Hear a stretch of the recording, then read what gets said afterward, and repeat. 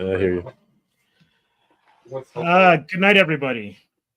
Welcome to Comix Asylum Live with Jay and Steve.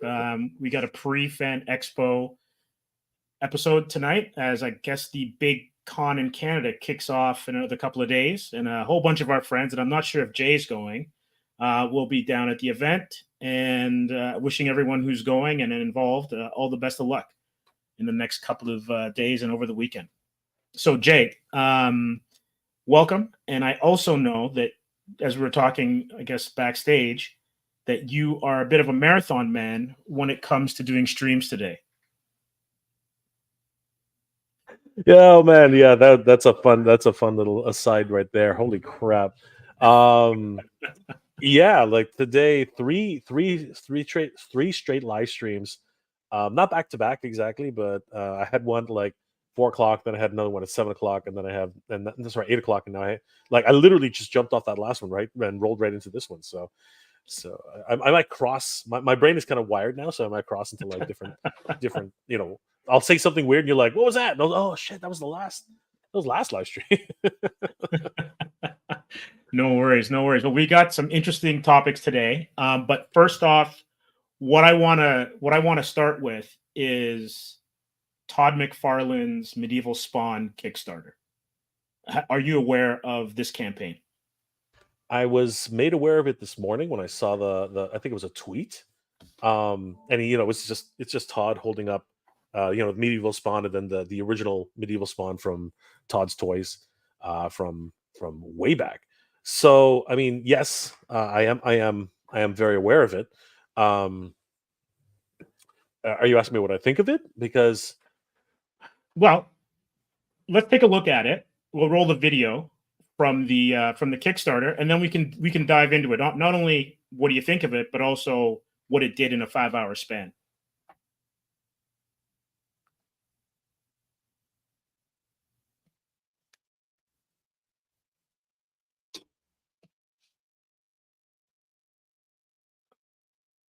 So if you could take a look here, this is in Canadian dollars, but I think it's 1,300 US. 1.3 million US. My bad on that one. Steve, are you on a laptop, or you're on your desktop? What do you want? On my desktop. Okay. So let's see if I can get this one rolling here. All right, everybody, Todd McFarlane here. Let's talk about our second Kickstarter, right? So back in 2020, during the pandemic, we did our first Kickstarter based on the very first line, remastering the first series of figures. Well, one of the figures that was in that first line, not Spawn, we already did him, Medieval Spawn. We're going to do Medieval Spawn. If you guys remember, this is what he looked like way back when we first started making toys, but we're getting way better at it. So now we're going to come out with what I think is easily our most detailed figure to date here, right? Look at this thing. This thing is crazy, no matter what it is. And we're going to have 3 versions of it. We're going to have one that's an unpainted prototype for all you customizers out there. You guys will get that one. And then we're going to have the black version. And he'll come with the cape, just like this guy in the cowl. Right, it'll be up there, but I just took the cape off so you can see. Even on the back, we have the detail. Even on the back, even though we got a big cape on them, right? We want to make sure that you got lots of detail, no matter where you go. Tons of flexibility, tons of articulation on this. But let me show you a couple of the fun things on here that we're going to be doing. You can be able to like swap out a bunch of the pieces. You're going to see some of them I'm going to show you here, but some of them are going to be super easy. You want to swap out that forearm? It's a magnet. Right? Take it on, take it off. But if you want to swap it out, you take this one, pull it off, 1001, 1002, it's on. Same thing on this other side. Take it off, take it on. You click it on and off. These are going to be magnets. The chests are going to be magnets. You're going to be able to pull it off and on. Some other pieces like the head, you're going to have to snap on and off. But we wanted to make some of them as fun and easy to do as possible. And if we reach our goal, and I hope we do, then you're possibly gonna get all of these in your box with no additional cost. So we've got all the weapons here with cool detail front and back, right? Some big weapons here, some big weapons here. Man, I'm missing a big giant sword. Got 2 shield, We got a mace with the chain on it. We got a couple of them, a couple chest pieces that would be magnetic that you put on. We've actually got a second set of collar on it, but then you get all the different heads here. Here's another sort of cool piece. And we got all these different heads, right? So let's look at these heads. Besides, some of them are just cool. We got that one's cool. We got this one is cool just to look at, but look at the fun on this one. If you raise it up, there's a face underneath it. So you can go up or down, up or down. And then we've got some of the ones where you just have him with his head on there. And then we've got like a mask, but look at it's going to be soft. Why? So that you can take this, and if you want to put a helmet on this guy, you can put a helmet or you can pull it off. So you can be able to put helmet on, helmet off on these guys. So all of this that you see here, although I'm missing a big one, the big giant Mondo sword that's in here, but you can get that. You can buy a single one. You can buy the 3-pack we're going to have. You get all 3 of them. And then we're going to have ones where I'm going to do autographs for you, right? We're going to have the plates. I'll show you that later. So you can get autographs, different colors, hopefully all these different things here. Starting Tuesday, everybody, Tuesday, Kickstarter. Take a look at it.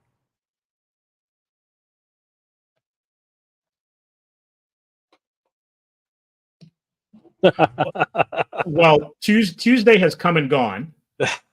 And Todd made his ask in 5 hours. Yep. This is okay. So I guess you're asking for a reaction from me. Yeah, just what you're our toy maven, toy guru. So tell me what you think. I'm not surprised. I mean, the first go around, which he alluded to, which was during the pandemic, I think he it wasn't as fast, but I think he had the ask within half a day, and then I think he had close to $1 million within the first 3 days, right? So this, which is arguably one of the most popular spawns, right? Medieval spawn. You know, he's got that huge, gigantic, freaking fat leg, and he's got the armor, he's got the cape and the gauntlets, right? But now he's taking a page out of Ramen Toy, at Ramen Toy's books, and introduced magnets. Right. Everything's better. That's cool. Everything's better with magnets. Everything is better with freaking magnets, man. Magnets should be a standard in toys, right? But the reason they aren't is because they're not cheap, right? But when you're talking about a Kickstarter, right, like this, Todd can ask for anything. He only asked for $100,000 as a starting goal, right? Yeah. If you want to do the quick tip, if you want to do the US price, scroll all the way down to the bottom, change the currency, right? Then you can show the US prices on there. Right? All right, so let's do that for our US viewers. Scroll all the way down. Scroll all the way down. See where it says Canadian currency right at the bottom? Further down. More. There it is. There we go. Got it. US dollar. Continue. Yeah. Bam. There we go. 1.3 million US. 1.37. We're almost on the way to 1.4. Almost. And yeah, I guarantee you, as we're waiting for this to keep going, it's just going to keep boop, boop, boop. It's going to keep ticking up and up and up. So if you want to click Control Plus, if you want to click Control Plus on your keyboard, Steve. Is this going to work on a Mac? The Command Plus.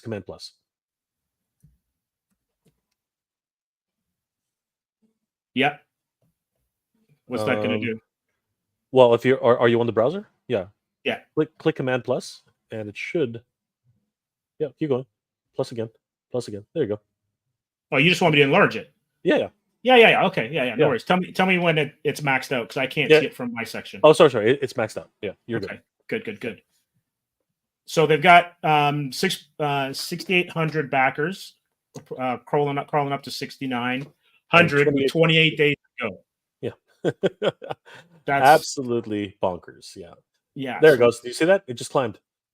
Did it tick up? It just climbed. 6,850. Yeah. Someone's watching the stream. And That's right. That's right. Decided to back it. Yeah. Wow. So almost 1.4 million. Yep. It's gonna reach 1.4 before the end of the night. Trust me. Yeah. One thing about Spawn, it's never failed to capture its audience. Spawn has fans for life. Like people Yeah. just absolutely dig Spawn. It's crazy. Yeah, those ground floor fans who grew up on the comic, the cartoon, and the movie, they're lifers. Like it's that generation Spider-Man, Superman, and Batman when you think about it. No, 100%. It's amazing to me that Jim Lee hasn't tried to really capitalize on the original Wildcats. Mm. The young. What happened to Youngblood? Where are the Youngblood fans, man? Like Youngblood was massive. Yeah, but right? I think in fairness, Rob, he decided or probably realized that Deadpool is a bit more of a cash cow right now, and then I guess he can flip this into Youngblood now if he wanted to afterwards.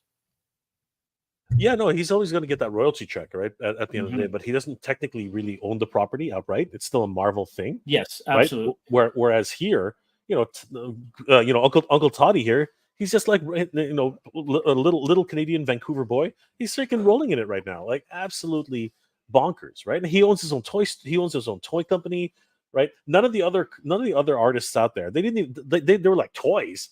Who's gonna do toys? And Todd's like, oh, you guys have no idea. And there you go. He's literally just creating his toy empire right now. It's absolutely insane. And Yeah. to his credit, these are badass looking. You know what I mean? He's learned a lot over the last 15 years. You know what I mean? Like it's crazy. Yeah, that's impressive. It's 7 inches tall, 32 points of articulation. Original art on the cover by the award-winning Todd McFarlane. You get 3 color variations: classic blue, black, and the primer gray, which we saw in the video. 3-pack. The premium 3-pack is limited to 700.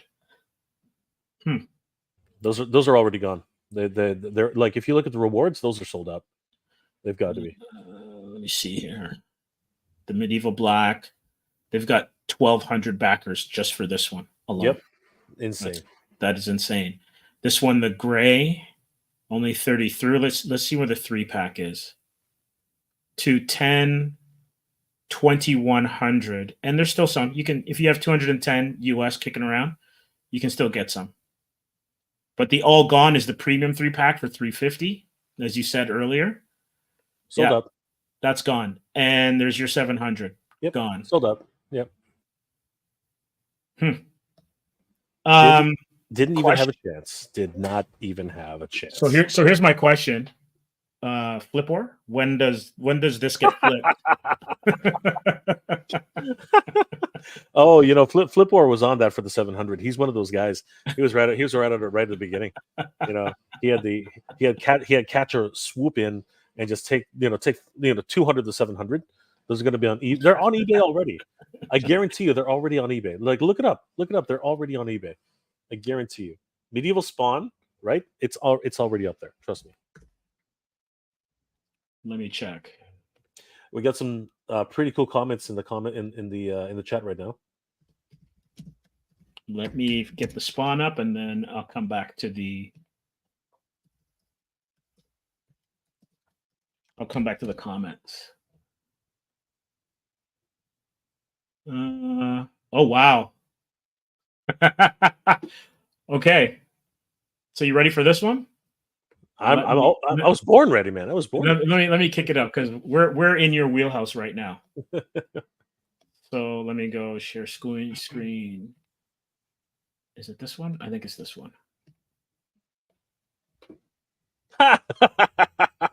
See, what did I? But tell it's you? CA. It's CA though. So let's just see, because I don't. Those are Canadian dollars. Yeah.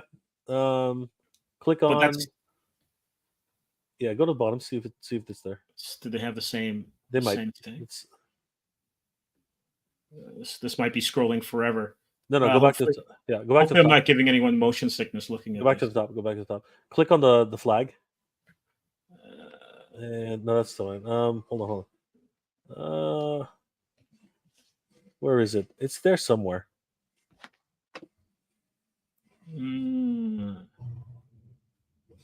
I might have to do the CA. That's all. Yeah. .com. Sorry. Yeah. .com. You're right. No, you're right. That's all you have to do. It's just .com. So just replace the .ca with .com. It should come right up. It should come right up. All right, so I'm going to open up another window. No. You can do it right here. Just do just replace with .com. It should come right. It should come right up. No, because I'm on that section. It's got like a whole bunch of like the URL's ridiculous. Yeah, but it should actually work. Give it a shot. If it doesn't work, it's just going to give you a 404. So just take the CA and change it to COM. It should work.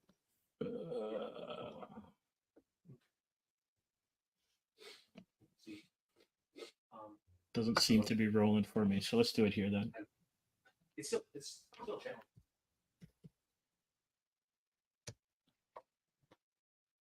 $733. There we go. That's still ridiculous. That's insane. Are you guys seeing it? No, we're not. Just copy the URL and just paste it into the window you had before. Yeah.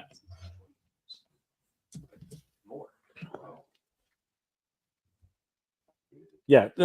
Again, like with these Kickstarters, Todd is just printing money. He's literally just absolutely printing money. It's ridiculous. It is absolutely insane. You know what? I'll come back to that because I'm making a mess of moving all around here. Well, you're on it. You're on it now. So if you just replace the URL, you should be good. Yeah, I tried it. Just type in ebay.com and do the search again. It should be fine.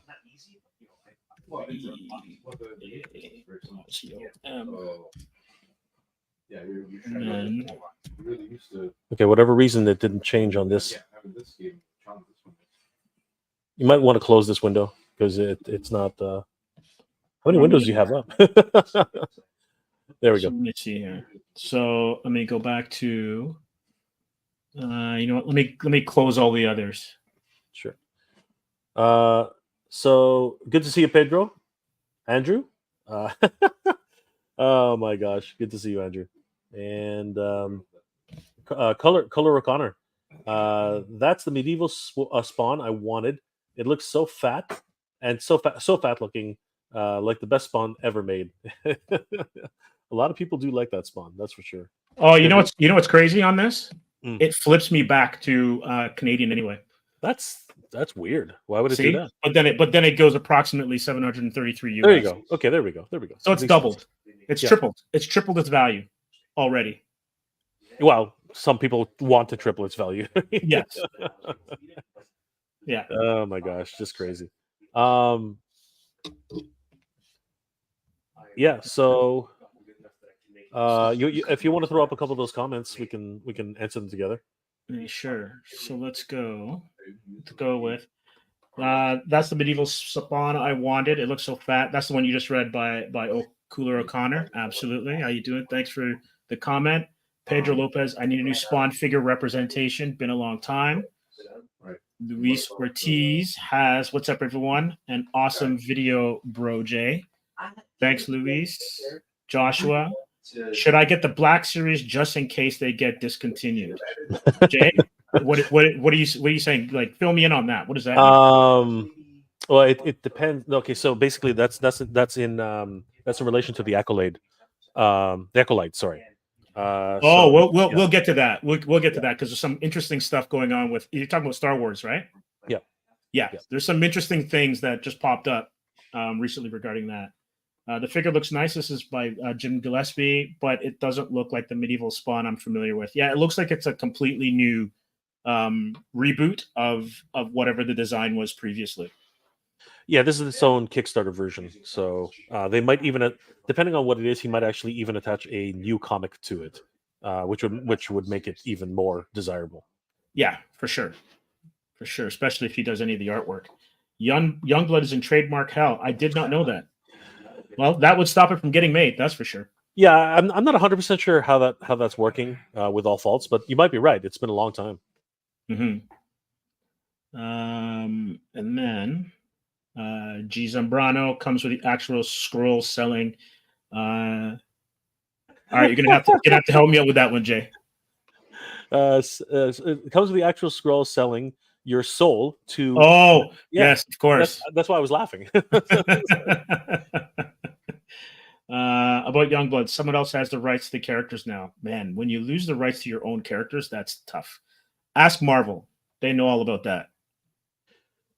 Yeah, that's why you got to keep a hold of your IPs, man. That's right. That's But if you chase the dollars, sometimes that's when you end up in that situation. It's true. Fran Captain America says, "Hello, Jay. How you doing?" Hello. D Rock says, "Good evening." What's going on, brother? Good. Don't worry about the typos. I'm the typo That's all king. right. It's all good, man. That's It's all all right. good. The phone is at fault always. Absolutely. Thunder ho. Absolutely.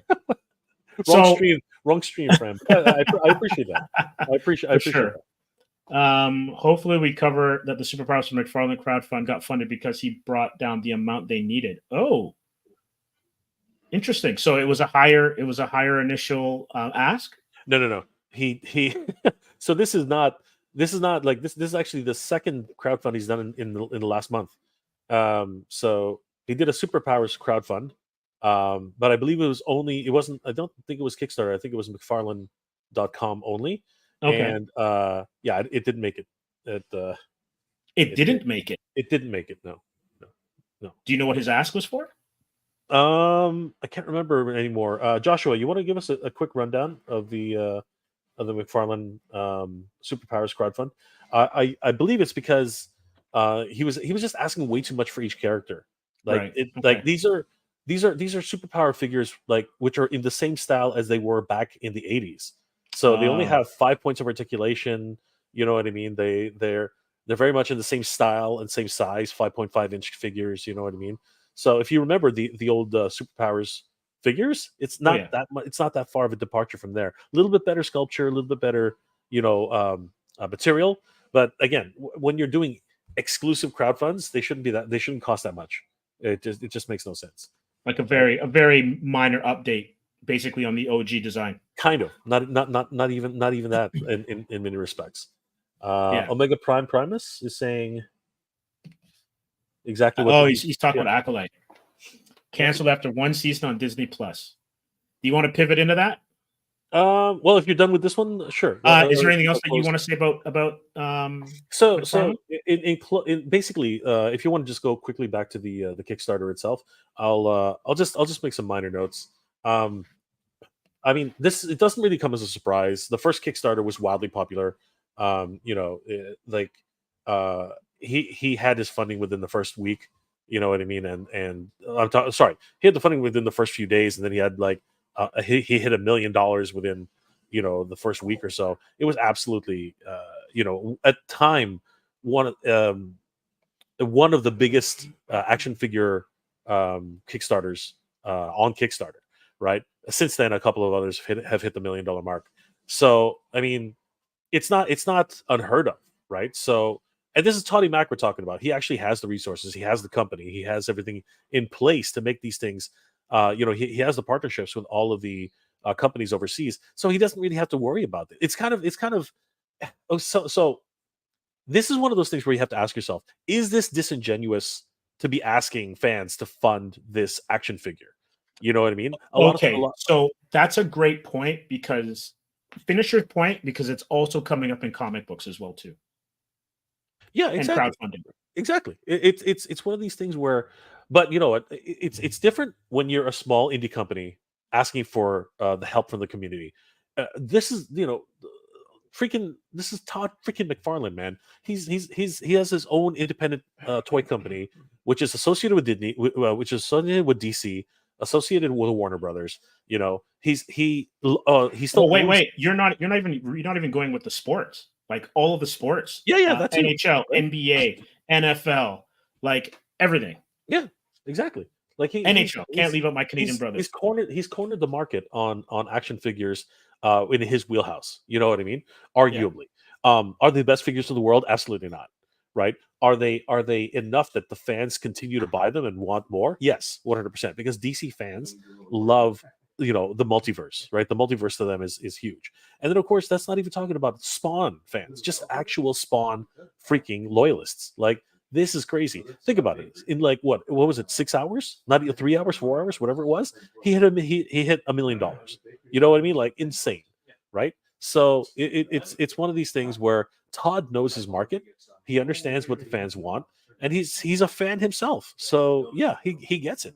He absolutely gets it. And look, he even anticipated. If you scroll down a bit, scroll up a bit. Sorry, Scroll up.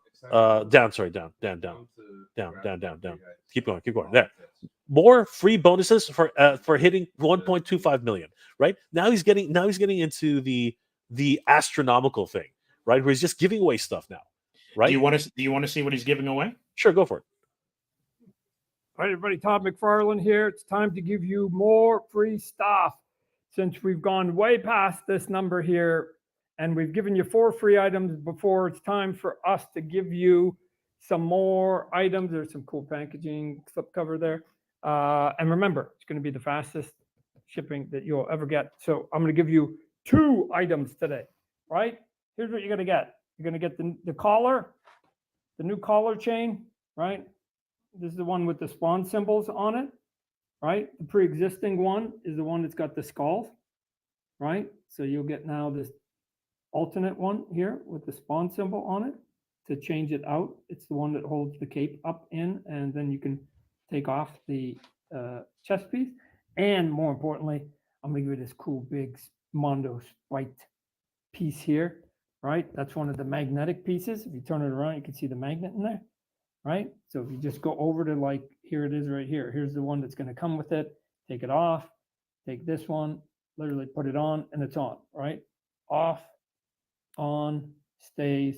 If you want to swap it out, take the other magnet one, boom, and it clicks in place, right? So you got a magnet gauntlet with what I call the big spike one, which is kind of cool. And you're going to get, let's see, we go here, and you're going to get the additional one right there. More to come. Hopefully, we want to give you lots more, right? So anyway, so you can dress your guy up and make him super cool. Literally, he's just giving away little peanuts now. But people are eating it up, man. They're eating it up like Pretty savages. much. Absolute savages are just eating this stuff up. It's crazy. It is absolutely crazy. So Joshua, I hope you're right too. I hope that it's 100% going to cover everything that that he lost in the superpowers one for sure. So which one are you looking at there? Sorry, for me. Which comment was that? No, that was Joshua. Yeah. Oh yeah, the previous one. Correct. Yes. Yeah. So yeah. And hold on a second here. Derek has a comment. Superpowers crowdfunding got funded. It has 8 more days to go. It's at 108% funding. There you go. I wasn't even paying attention to it anymore. So basically, awesome. So again, he does no wrong. Todd McFarlane, Toddy Mac is like he's like printing freaking money. Yeah, Pedro says he could bring his spawn to Target, but this deluxe offering would sit on shelves till clearance. Why would he do that? So that's a good point. But it obviously doesn't need to. He's literally just selling to the masses now, he's literally pre-selling it to everybody who really wants it. Arguably scalpers, arguably flippers, but I mean, like, eBay's got to pay those bills somehow. I mean, like, it's crazy, right, guys? Essentially eliminating the middleman, right? He doesn't need a middleman. That's right. Direct sales. Think about it. It was 100. Distribution is paid for by the backer. So there you go. It's crazy. Like he's like, you could tell just how confident he is in Spawn. We asked for 150,000. No, we asked for 100,000, right? Yeah. For a single figure, right? With multiple variants plus accessories plus things, right? He was like, let's just throw it to the people and see what happens. And now 1.4 million dollars later, you know what I mean? He's got 28 days to go. Absolute insanity. Pure absolute insanity. Crazy. Yeah, for sure. Let's see what Cooler says. I hope they make enough figures to supply the demand. I hate to make McFarlane figures sold out incredibly fast. Yeah, they would, because of the demand, right? And also what the figure is on, for sure. With all faults, will be some high production numbers. Yep, that much is true. And Lord Hoagie, how you doing? Welcome. Going on, Lord Hoagie? Good to see you. Yeah, so that's insane. And it's kind of interesting that you're mentioning that, because I know that it came up in comics as well too, using like established companies. So now I'm talking about one-off kind of struggling or emerging creators, but established companies, the big two, or even some of the independent but not quite independent companies that are decently funded, going to Kickstarter to get projects funded. And you're wondering, well, if they are going to the fans, does that crowd out the smaller campaigns? Well, this question continues to come up, right? Who was Kickstarter made for? Kickstarter was made for artists and creators to have an avenue which is not available to them, right? It's an avenue which is which was made available to access the goodwill of fans, right? But now you got these billion-dollar companies, Mattel, right, making their own Kickstarters on their own platform, Hasbro making their own Kickstarters on their own crowdfunds on their platform. Now you have Todd McFarlane utilizing actual Kickstarter, right? And that's kind of ridiculous. You know what I mean? In a lot of ways, you do kind of sit there and just wonder, like, is this really supposed to be for them? I mean, they already have. They could walk to the bank tomorrow and say, "Hey, I'd like to fund this action figure," and I just need a loan, right? Yeah. Instead, they're now just going direct to because they know that that's guaranteed money, right? Oh, The Rattler right now, it reached its second tier, right? Wow. And now it's right onto its last tier, which is the Baroness, right? Everyone's like, "Oh, is it going to reach? It's going to reach." It's absolutely going to reach. 100%. They got 20 days left or something like that. It's 100% going to reach. And this is part of it too, right? Like that, the speculation going back and forth amongst the fan base or anyone who are backers or following it, that also helps to drive up the attention. So it's almost like it's like a triple win when you look at it. No, it is a win in many cases, but at the same time, there is a lot of questions as to, like, Todd's good at giving away stuff, and his initial ask was okay, but as you see coming along to, he feasibly, let's call a spade here. Feasibly, he could just throw in another figure for sure.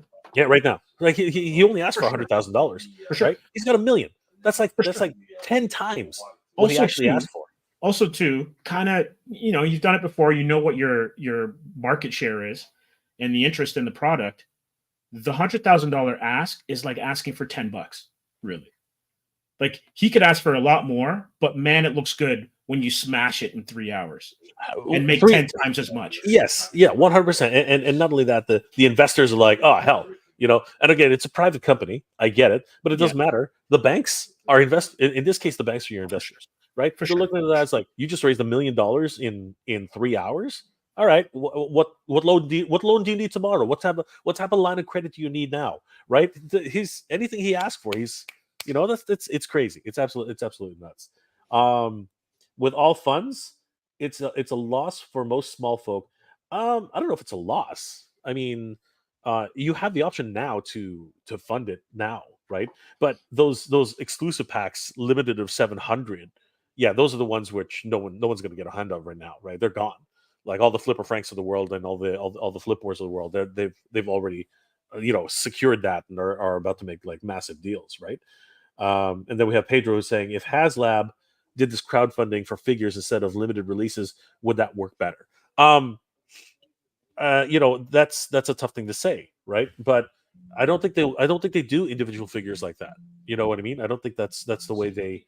Like whenever they do a HasLab, HasLab was created for dream projects, right? Big projects that you would never see in stores, right? And that's the argument that's being made here. So somebody mentioned it earlier. These should go to Target, right? These are the types of items that really should go retail, right? You don't need to spend, what is it, like $60-$70 on this figure? It just doesn't make any sense, right? But here comes Todd, and he's like, no, I'm going to give you a comic, I'm going to give you all this stuff, I'm going to give you some limited edition, this and this and this, right? And they're only going to be 700 of these ones, so they're $200 each or whatever the heck it was, right? I'm just pulling numbers out of a hat right now, but the reality is, FOMO, right? The fear of missing out, and false scarcity drive the market. That's actually, it's the same old story from comics. Where do you think Todd learned all this stuff? He learned it from comics, right? Comics, cards, everything. The terms are all there. People don't realize what's going on, right? But the term chase, Todd brought that into toys from comics. Yeah. Right. The chase covers. Right. The like everything. All the things that action figures are clinging onto now. These terms and all the stuff. It's all because it was based off the comic model. That's how they work this now. It's because of Todd. And when he was coming up, the speculation boom was like probably at its zenith, right? 100%. In comics, like it was insane, like how speculators drove up the market. And then when the bottom fell out of it, the comics unfortunately had a hard fall. But basically, those business practices are just being templated into another area, which is it's a rinse and repeat, right? It worked for comics, now it's working for action figures, right? It's crazy. It's absolutely bonkers. Well, Todd's gotten enough airtime with us, and congrats to him on that. But let's talk about Acolyte. Speaking of a huge, do we have to? Well, it's interesting. It's interesting what has happened because, admittedly, I haven't watched the series to its entirety. So I think I'm 3 episodes in, right? And I'm late. I am 3. I was 3. I followed your rule. Yes. Right? And it's a decent rule. I was 3 episodes in. I got busy and I dropped off. But I've heard enough about what's going on with it to fill a lifetime. So, I mean, we can talk about it till the cows come home. Right now, I'm pretty sure. But what's your take on it right now, Steve? I mean, like I have like even with the 3 episodes I watched, I already have. I already predicted a bunch of stuff. And I'm curious to find out what your take on it is right now. Okay, so just putting all my cards on the table. When it comes to Star Wars, I've kind of I've let it go. Right? There's you and so many other people, man. There's a lot of great programming out there that aren't getting enough eyeballs. So I'm kind of looking at that stuff, but. I gave, I guess, the Rey movies a chance. I think I watched 1.5 of them. And it just wasn't for me, right? But that's great. I've heard great things about, is it Andor? The series where they're building the Death Star. Andor. Everyone says watch that. Yeah, because Andor is the moon, right? So it's Andor. Yeah. And it's spectacular. So I will watch that when I get some time, when I'm done with the comic book. Making my comic book and stuff, but I will watch it just as a show, not because I'm a Star Wars head. Yeah. But Andor by far for me is the most refreshing show in Star Wars right now. Like seriously, I really enjoyed Andor. But I'll tell you, the reason why I didn't jump onto any of these shows was because I was all in on Mandalorian. Mandalorian season 1, I was like, you got it. Like this, you're giving me what I've been asking for probably since the Sarlacc pit. Yes, and Boba Fett got devoured, and then they gave Book of Boba Fett, and I was like, "This is not doing it for me." When it comes to the Acolyte, because I didn't watch Ahsoka at all, but when it comes to the Acolyte, it's almost like I'm not quite sure what story they're telling. Like the production value is great, like the series looks great. That the money was put into the sets, CGI, the volume, whatever. And it like I feel for the crew and I feel for the cast that it's not being renewed. But if this is a story about the genesis of the Sith, I wasn't looking for that path of storytelling to be used to do that. Okay, so if you're gonna go that far into it, I'm gonna put some insight into it. That I watched a review of the ending. Okay. So let's take a minute and talk about that portion of it. Sure. Because well, first let's answer these 3 questions here. Pedro Lopez starts off with if you're missing out on. If you're missing out, you're missing out if y'all don't watch at least the battle episode. So I've heard that. I've heard that. Yeah, the choreography, the fight choreography I've heard is off the chain. Yes, I have heard that. Particularly when the stranger, does his thing, right? Yeah. So, I mean, I'm pretty sure I'm going to end up seeing that. So here's the thing about that. I'm pretty sure that if I don't decide to watch it, I'm pretty sure YouTube's going to have it in spades eventually. Like you're just going to see all this, things popping up like crazy, right? So I'm not really too worried about that. I will eventually watch the rest of the series because I am curious. You know what I mean? And Color has another comment here. He says Disney has failed so much with this kind of woke content. How? Why are they not learning? See, I keep hearing this term woke, and I sort of now know what that means. But I'll be honest with you.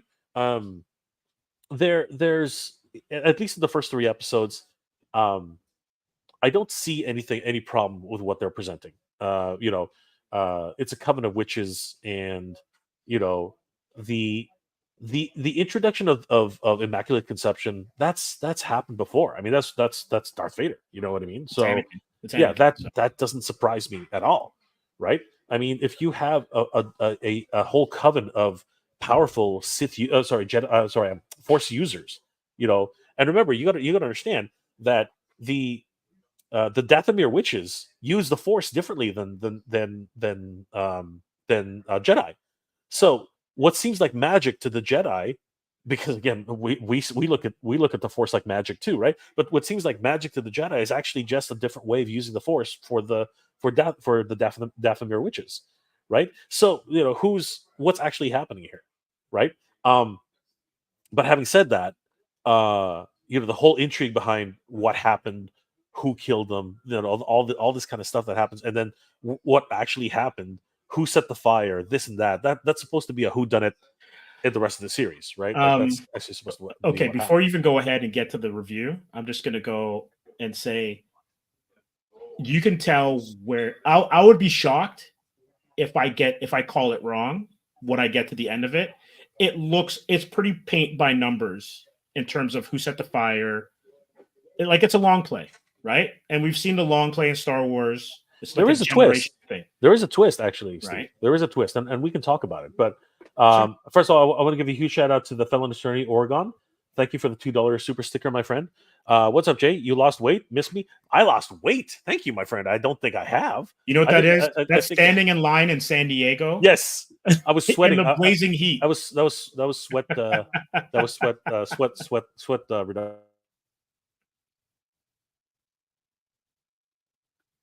True, it was all that walk. It was all that walking I did. 100%. It was all that standing in line and just sweating under the heat lamps. It was crazy. Thank you again, felon attorney. Really appreciate it. For sure. Let's go to Pedro here. What was woke? I mean, like it is. I think a lot of people just this term woke is used as a buzzword for whenever something is just terrible, and it's all that's fine, right? If you didn't enjoy the series, you didn't enjoy the series, right? I'm gonna finish it eventually, but for now, whatever. G. Zambrano says, yeah, same thing. The dumb basery of everything. Yeah, it's a catch-all phrase now, right? That's basically what it's turned into, a catch-all phrase. Everybody says, if anytime somebody just disagrees with somebody else, it's like woke. So I don't even understand what it really means. But let me ask you a question though, right? Because in a way, is the Acolyte's failure also a product of its time and the way that television is not only consumed, but also produced and then disseminated? Because I think of other series, like, I'm just dating myself here, but if you go back to series like Seinfeld, right? Arguably one of the greatest shows on television. Its first season wasn't great in terms of ratings, right? And if someone got into Larry David's wheelhouse or kitchen and forced him, if the execs got in there and forced him to change the series, or social media was as big as it is now, right? Would a show like Seinfeld have survived to then become the cultural hit? Like, because sometimes these shows, depending on how they're developed, they're fully developed before they go, depending on how long they've been worked on, or does it get greenlit and then you're developing a show in 2 years, right? And then how much studio meddling gets into it. So I wonder if part of what we're seeing is the real-time, it's almost like watching sports. Your team doesn't do well, you boo them. And hopefully they turn it around. Unfortunately, there's no fourth quarter in these shows because everything's shot and in the can, right? So course corrections are hard. And I wonder if it's not, like, I'm not saying the series is great, but there's a part of me that's like, okay, it's canceled. I wonder where they were taking it. I tend to think, and you know what? It's funny because the way you mentioned that seasons used to be like a season used to be like a minimum 24 episodes. Actually, if you really go back to syndication and syndication rules, actually, in order to get syndication, you actually had to reach like 48 episodes. It was actually a requirement, right? But it's interesting how an actual season was 24 to 48 episodes, right? And then a season was like 24 episodes, right? Yeah, 22 to 24. Yeah, 22 to 24. And now it's all the way down to 10 to 12. 13, you know what I mean? Depending on that kind of thing, right? Yeah. It's in anime terms, that's kind of like it went from a television series down to an OVA.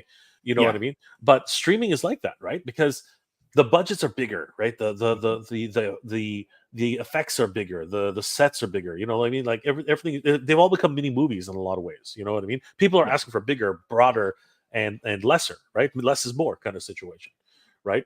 But then that falls into what you're saying. You know, would Seinfeld have been, you know, the 10-year? I can't even remember how many seasons did it have? Like 12 seasons? I think close to that. Yeah, it's not in Simpsons territory. No, it's not. It's long. I mean, Simpsons is far overdue for a retirement, in my opinion. Like how many more? Like they to went be honest past, with you, and South Park. I'm like, they're still on. I'm like, what? They went, like, they got into toilet humor, and then they went past, they actually found a place which is not toilet humor. You know what I mean? It was like this cesspool of whatever, right? Yes. Just absolute lunacy. You know, people are cutting their limbs off, putting them back on. You know, kind of just weird stuff. But in terms of like things like the Acolyte and how the Runner show is happening now, I think you have you're on the nose there somewhere. I think you're on the right track anyway. I think that what's like, no matter what, it's funny how if you don't get past back in the day when Seinfeld was doing it, they would take a risk on like 10 episodes and then see where that ran. And if it didn't hit 10 episodes, they can't hit. These days, you do a pilot, and if the pilot doesn't actually test well, boom, you're dead. Like you know, Wonder Woman was a very famous example of that. You know, she had one show and then all of a sudden gone. David E. Kelly's reboot. Yeah, it was completely gone, right? She had the hot pants on. You know what I mean? Yeah. It was crazy. The actress from what's the one? This not the Orville. The actress who's the lead with Seth MacFarlane in the Orville. Sure. She was Wonder Woman. Yeah, she was also in John Wick. She was in multiple shows.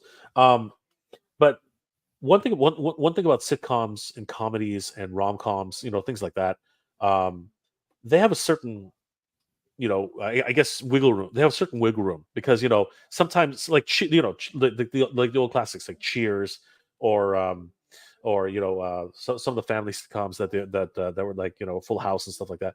You know, there is a little bit of wiggle room because it's trying to find, like, they feel like they need to find their audience. And again, the whole pitch of Seinfeld is a show about nothing, right? So right away they're kind of like, all right, are we gonna, like, I can't remember who it was, Fox or somebody else, whoever took the risk on it. They're probably like, okay, you know, this is gonna take a while to get its audience, kind of like Married with Children and stuff like that, right? So they'll give it another season because the ratings were just enough to keep it around, right? And all of a sudden, boom, it became this huge, you know, sensational hit over, like, seemingly overnight, right? And then people just couldn't get enough of it over and over and over again. And, you know, it's to his credit, Jerry Seinfeld recognized that it needs to end at some point, right? You know, there's only so much we can do with this anymore, right? How many more stories about nothing can you write? Which is actually not out. You know, he could have gone. It's funny because if he had stuck around for another 5 or 6 years, he would have realized the internet is like the biggest thing to talk about nothing. You know what I mean? It's crazy. So I like where you're going with that. And before we get into the comments, because we've got some really great comments, where you're going with this might also be an issue. Is there just too much Star Wars content?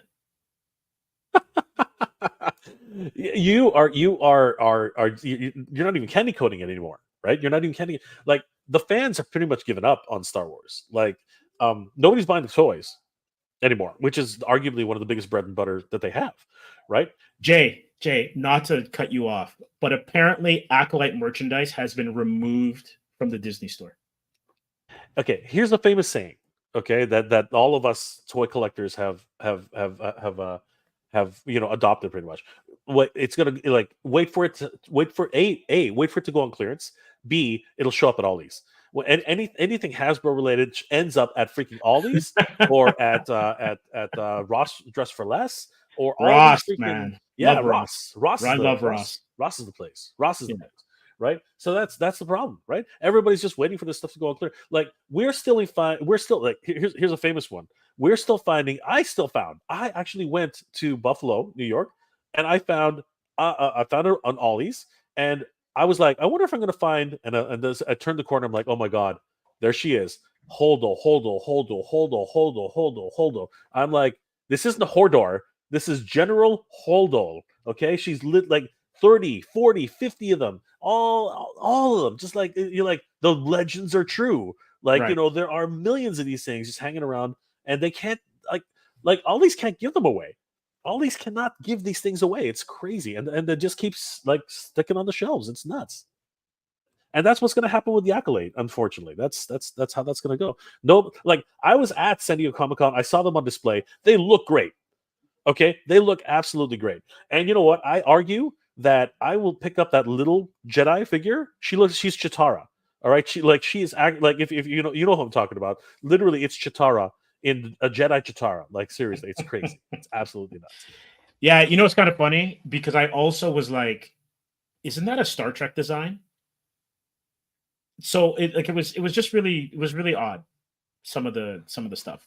But here's an interesting comment. I think by Felon Attorney Oregon.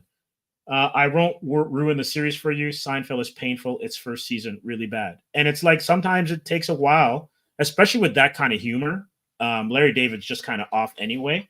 His brand, where it takes a while to kind of gain traction, and where the creators themselves actually figure out, okay, this is the way to make it better, right? Because you're kind of like you're doing these things. The same thing with when you're making a comic book.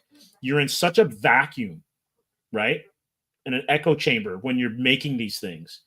And if it's your first kick at the can, like, because I'm not sure if the writers for the Acolyte are experienced screenwriters or even who the showrunner is. But for me, it was the writing. The writing to me, just like, I was like, I know they wanted to tell the story of the leads, but I was like, I want more to happen. Like what? Like give me more, and it wasn't going that way. You're muted. Sorry, I don't know why I clicked afterwards. Yeah, no, and that seems to be the biggest problem with current media, right? They, for whatever reason, they're not getting to the point, and B, it doesn't seem like they really know what direction they're heading in. And like I said, we're going to talk about how it ended, if anything, and what a problem that actually is. And actually at 10:51, just above Jeff. Good to see you, Jeff. How you doing tonight? Cheers, Jeff. Yeah, just above that, Joshua is asking the question which you kind of answered just now. Should I get the figures? I don't know. I don't like the show, but I'm a Black Series completionist. It's gonna come to Ollie's, Joshua. I mean, like, it's Steve just said it's been taken off the Disney store. So once it does that, it's gonna go to Ollie's. Like that's just where it is.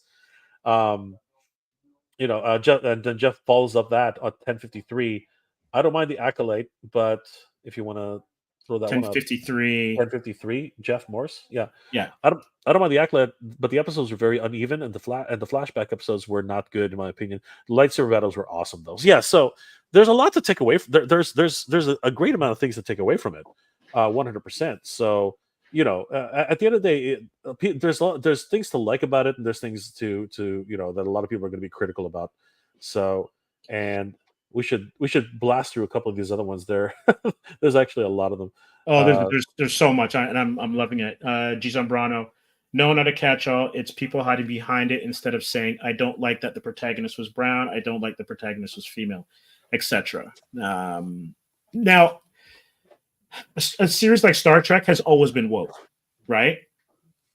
Like Again, Star I'm not. I'm just saying, Star Trek has always been woke, right? And I think when you look at just how diverse casting has been, it's like TV looks a lot different. Movies look a lot different than what it used to be. And we're seeing it in gaming. We're seeing it in television, where the main character used to be usually just a dude, a guy, right? Cisgendered guy. And now you're getting a more diverse hero palette. And for some people, it's, rubbing it the wrong way. And for some people, it works. But I think in the end, if the written material is great, because if you look at Star Wars, you've got Lando, you've got what's his name? Samuel L. Jackson's character, Mace Windu, right? You've got characters of color. So it's not necessarily that's the issue. It's how are they written? What are the stories like that they're in? And if the writing doesn't work, like for me, like I'm an artist first, but if the bones of your story aren't good, it doesn't matter, because you got to make cool characters and have cool villains. And I think one of the things that makes Star Wars really work is from the beginning, there's a badass villain. Vader is a badass villain. And when you get to a lot of these kind of derivative versions of Star Wars or other stories, they kind of move away from that, where we don't want the soft, cuddly villain, and we don't want the villain to be like in the shadows or at the. We want people that are using the Force to be fighting a kick-ass, awesome villain, and that makes a great story. Luke is cool, Han is cool, Leia is cool because they beat Vader and the Emperor, and Vader makes his mark. I don't know, 5 minutes into that movie, 3 episodes into Acolyte. To me, the most interesting character. You see him once. He flicks on the lightsaber, or she flicks on the lightsaber, and that's it. And then I haven't seen that individual since. And then I got a buddy of mine, Star Wars Nick, I'm calling you out. He loves I guess they're now called Legends, right? So with the novelizations from back in the day, right? Before Disney took over and kind of revamped the histories. Sure. And he was always about, you need Darth Plagueis. Like, you got to give me Darth Plagueis. And spoiler, I think a Plagueis appears in this series, but it's kind of one of those blink and you miss kind of moments. And so someone that you're really jonesing to see, you don't get to see. Yeah. So yeah, let's and you know what you're saying is obviously those are great points, 100%. The thing is that I think your earlier point was true. We're at that point now where is anybody really asking for these shows? You know what I mean? I think that's really the question that a lot of people want answered, right? And the thing is, your buddy there, right? He wants the old Republic.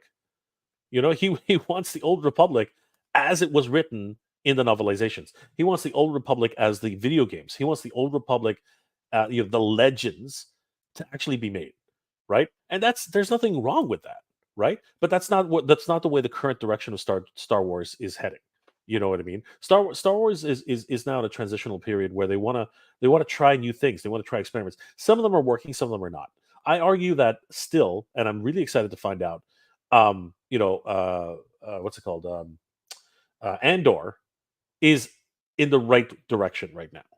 I say the first 2 seasons of The Mandalorian were spot on, right? Whereas the 3rd season kind of like, I don't know what happened, right? But the showrunners like Jean Favreau, you know what I mean, and whoever, Filoni. Dave Filoni. Dave Filoni, right? They're still doing great Star Wars. You know what I mean? What's it called? Rebels. I think that was actually a really good series. I think that what's it called? The Bad Batch. I'm so glad they finished the Bad Batch. I was worried it wasn't going to get finished. It took so long for the final season to come out, right? Similar to the way Rebels almost didn't get its last season.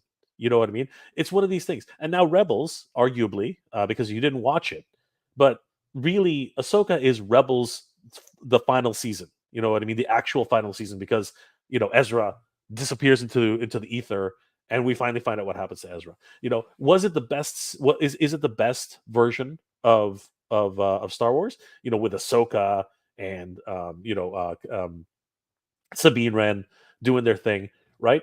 It depends on what you think of a Star Wars, right? So they're trying different things, and a lot of them are not hitting, and that's the problem. A lot of them, a whole lot of them, are not hitting the mark, right?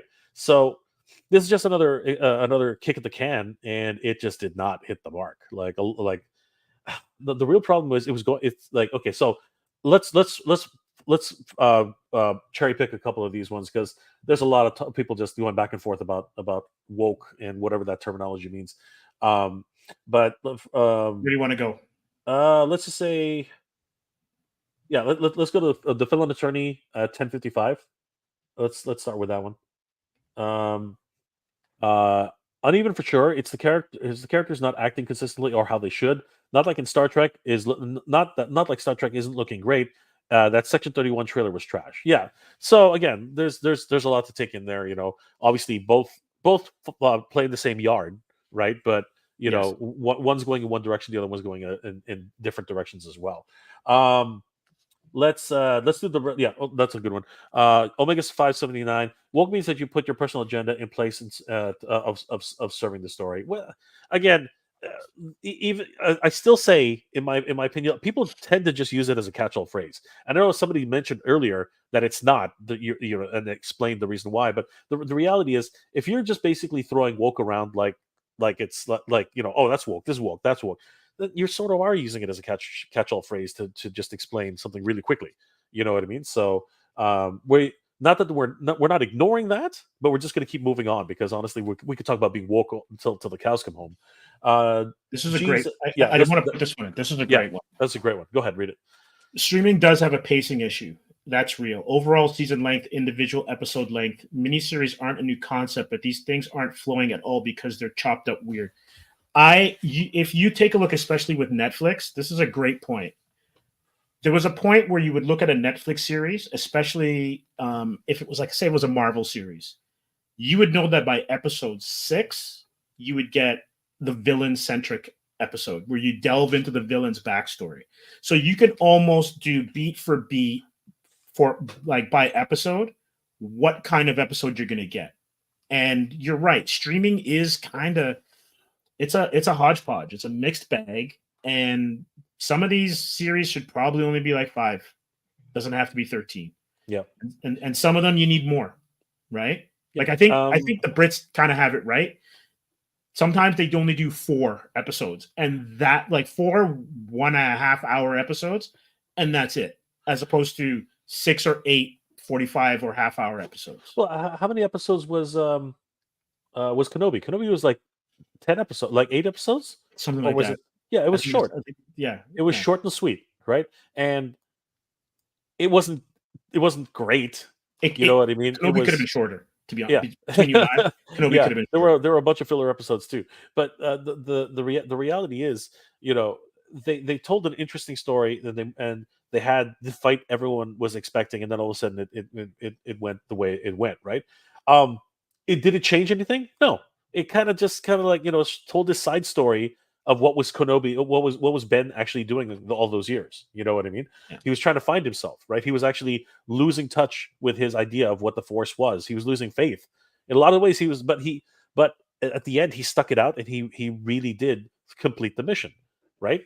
And we saw that all the way through till the end of like I said, we even see that continuing until Rebels, right, where he meets up with Ezra, right? Spoilers ahead. But yeah, it's this thing like how far are you going to take these stories, right? It's crazy. The fellow attorney at 10:59 says he's going to Ross in a couple of minutes. good on you, brother. Yeah, well, it's on the West Coast, so that makes sense. Yeah, Palpatine 1975. Good evening, my friend. How are you doing tonight? Good to see you. How you doing, sir? Yeah, and then right after that, Jeff Morris. I still buy Star Wars TVC at full price for the characters I want. If it's a character I don't, then I might wait for it on clearance. That is a good strategy, right? Always get the ones you want first, and then cherry pick the ones that are not so important to you. Ryan Ventek, each individual episode. So give me the time because I scrolled down. He was two down. He was like 11 o'clock. 11 o'clock. We got so many comments. It's crazy. I know it's crazy. Here we go. You picked a good topic tonight. Ryan Ventek, each individual episode of Acolyte costs more than Godzilla minus one. Ha ha. Very funny. Although I'm not gonna. You're not wrong. I'm not gonna say no. I'm not gonna say no. All right. Star Wars Acolyte figures spotted at a few Targets. I mean, they're gonna be sitting there for a while. You know what I mean? Like it's not unusual. Pedro Lopez, that Chitara figure you want is my avatar. Is that actually her? No, that's Wolverine. That's X-23. No, but that's who it is. X-23 is the actress for the Chitara figure. Oh, really? That's her. That is her. Yeah. Yeah. She's a very short individual, so which is awesome. I picked up a Jedi Knight Revan, sorry, and HK-47 at a full price instead. It depends on you. Acolyte had a space at Ross before the toys came out. That's hilarious. It was Acolyte Fiction Display in Destiny. It's crazy. Oh my gosh. The next one's an interesting one. All you have to ask is what was Yoda doing the Acolyte and it falls apart. Okay, so that's an interesting point because obviously you'd have to be like living under a rock to miss some of the reveals, right? But I think what you're getting, and I think what might be like upsetting a lot of the fan base, is that you're almost retconning some of the characters that we revere for these new stories. So because my like sometimes you ask, well, what the hell was Yoda doing for 800 years? Right? Yeah. Like, what was he doing? And the Jedis are not necessarily seen as like the heroes. I think what's happened is by trying to make everything so well-rounded, and I'm just putting that in quotes as a writer. Let me center myself here. We've kind of gotten away from what these stories are really about. This is just my opinion as a creator, as a writer, and as a consumer of this stuff for 5+ decades. It's bad guys versus good guys. And then you have those kind of cool characters that straddle good and bad, right? The Punishers, the Wolverines, the Qui-Gons, right? You can even argue people like Catwoman are on that. But you want your decidedly bad fighting decidedly good. And your bad guys, like in wrestling, will win the odd time. But you want to see good triumph over evil. And when you then have 50 years of Yoda or 40 years of Yoda being a certain way, and this is what got me out of Star Wars, Luke being a certain way, and then you're presented with this new version because of the way you're like people are advancing the stories, you're like, what? Like, full disclosure, I was not happy with the Rian Johnson portrayal of Luke, and they did everything in their possible power to kind of breathe new life and show respect, give Luke his flowers when he showed up in the TV series, in the Mandalorian TV series. I know where you're going with that, and yeah, I understand, but it's. We can talk about the prequel, the last trilogy, until the cows come home. I mean, like it was just crazy because there was a direction by one director, moved on to a completely different director, and then moved back to the original director. There's a lot to be said about how that worked out. But ignoring that, because not that you should ignore it, but at the same time, in a lot of ways you can ignore it.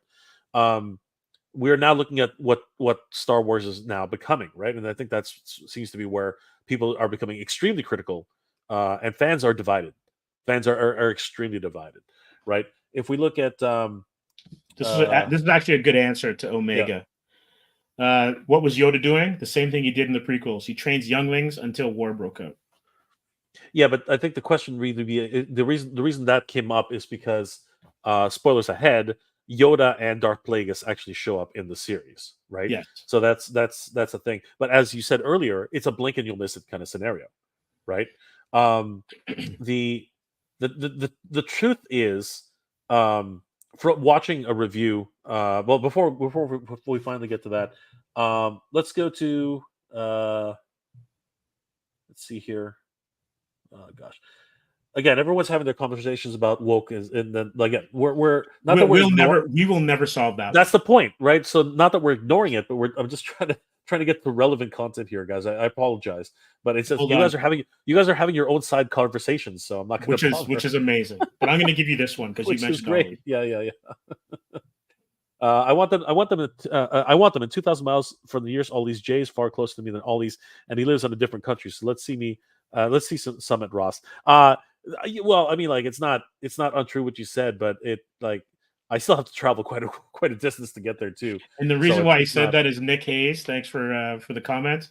Acolyte figures are the new Ollie's exclusives. I love that. That is so cool. If you want to cut to G's and Brano at 11:13, it's interesting. This is a very interesting comment as well. That's John Smith, but okay. Most things seem to be over long these days. Look at the Halo series; could have been cut maybe 70%, 7%. Yeah, but by that notion, it got canceled just recently, right? So it's either you go long enough to get canceled, or you actually have a beginning, a middle, and an end, which a lot of series just don't. Like a lot of series just get cut off before they finish what they want to say. But they're also producing these shows to fill content because they need subscribers. Streaming needs subscribers. Yes, right? And they're not relying on ad dollars anymore like in the old days. Yeah, and especially since, and here, like, you and I, we can actually talk about this later, but should Disney have actually created Disney Plus? It's bleeding cash for them right now. It's absolutely, they just don't know what to do with it anymore, right? Well, but they have to continue because they need to show that the investment was worth it, right? It's crazy. They're committed now.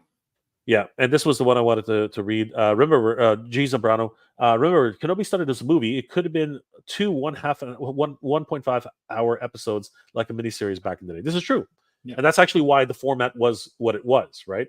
So, great point to be made there. 100%. Thank you, G. Yeah, the very next one is interesting too. The Villain Attorney at 11:14. There we go. Yeah, like Obi-Wan was a super expensive way to show why Kenobi called Vader Darth. That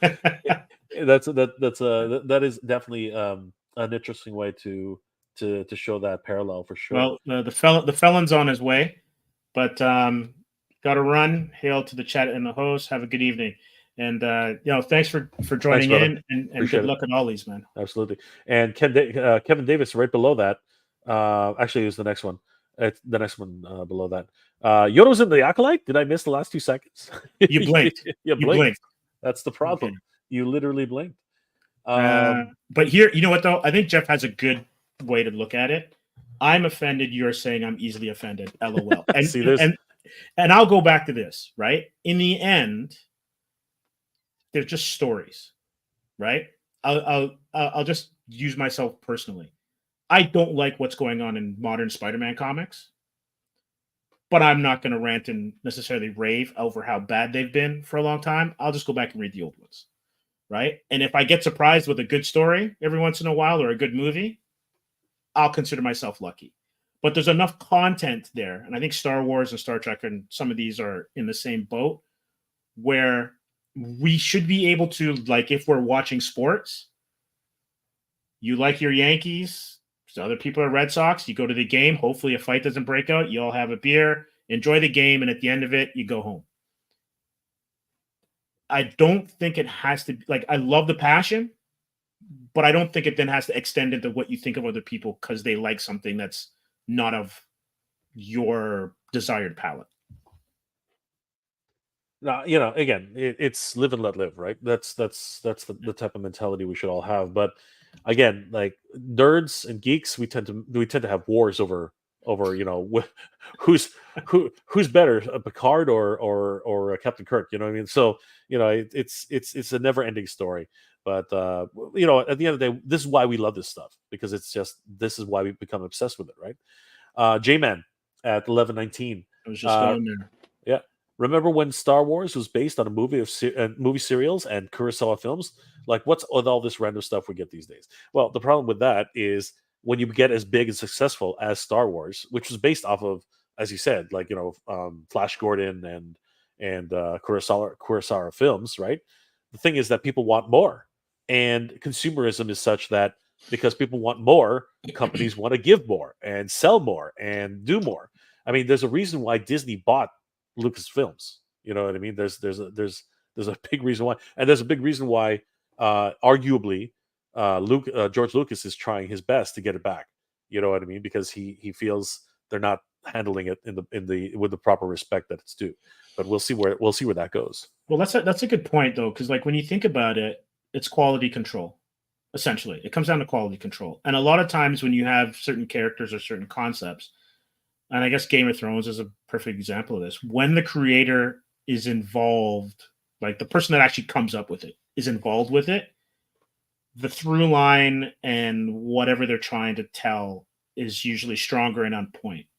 But like, think of a favorite, you know, restaurant or local eatery in any of your hometowns. When that mom and pop establishment then expands, right? Or they're open up for more hours, the quality dips, right? And I think what we're getting now is just too much stuff. Like I used to remember waiting years to get a certain IP, right? We would have had one IP, it had its run because that's whatever the contract was for, or the ratings were a certain amount, or the studio ran out of money or whatever. And then you had to wait, like you might have seen it in public school, and then you didn't get another one until like high school, right?